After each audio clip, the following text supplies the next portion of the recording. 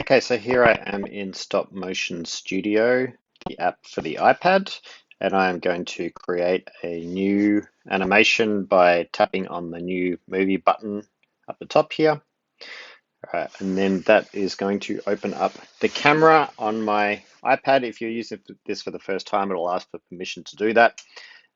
So you can see there that I've got my my iPad's set up, and I've got this little Porky Pig figure here. Um, when you are doing this, you want to make sure that you got plenty of light, so you get some nice clear shots. Okay, and you'll need a stand for your iPad.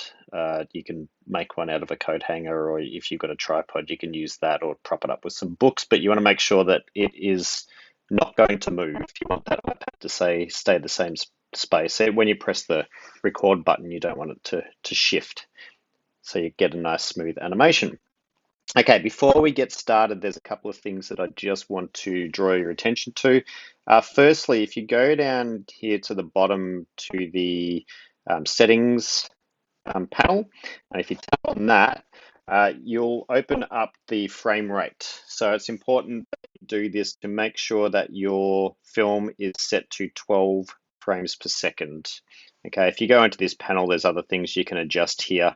You can adjust the aspect ratio. You can adjust the quality of the finished film, and what's going to happen when you play back the finished film. But that's the most important thing. We want to make sure that that is set to 12 frames. Okay.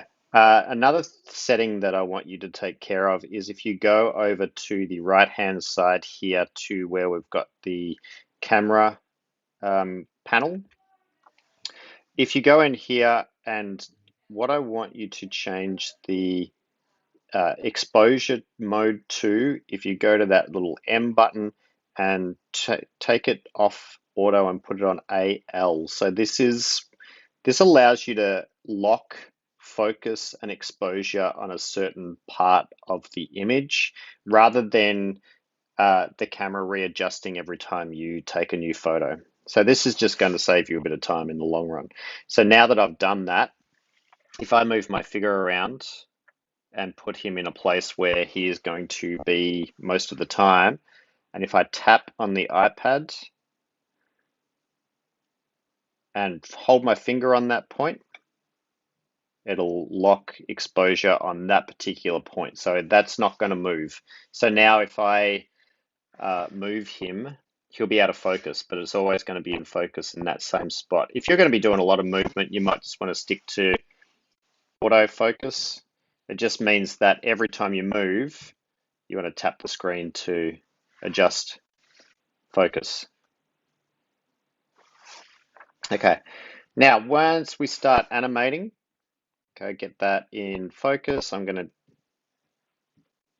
get my first frame here. So I'm going to hit the red record button, and that is going to take a photo. So you can see down the bottom on the timeline, I have one frame. If I tap on that frame, you can see I can do a few things to it. I can erase it, I can delete it, I can copy it to paste it.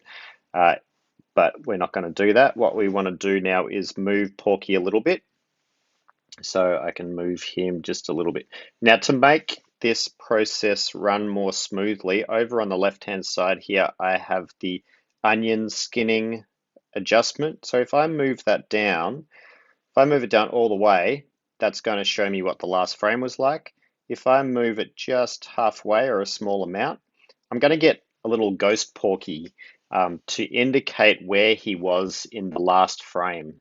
So now when I move him, I have control over how far I'm moving him, and I can see what parts of him have moved and how far they've moved. Maybe I want to move his arm a little bit to show that he's walking. Okay, so then I'll take my next photo. It'll take me to the next frame where I can move it again, adjust exposure, take the next photo, and I'm going to do that. Well, I left my hand in that one. I'm going to do that over and over again until I have Porky walking across the frame.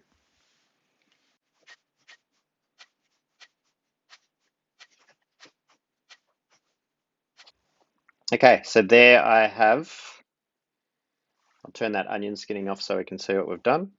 We've got 13 frames, so just over a second of film there. If I want to see what it looks like, I press that little triangle play button and I can watch my animation. Okay, when I am satisfied with the finished result and I want to export it, what I'm going to do is go back to the main screen by pressing that arrow. There's my animation that I've just created. If I tap on that, I have the option of changing the title of that film. Hit done when I've got a name. If I want to export it, I'll go at the top and hit select that film, press the share button, and there you can see that I can export that movie. It'll save to my iPad and I can add more to it later.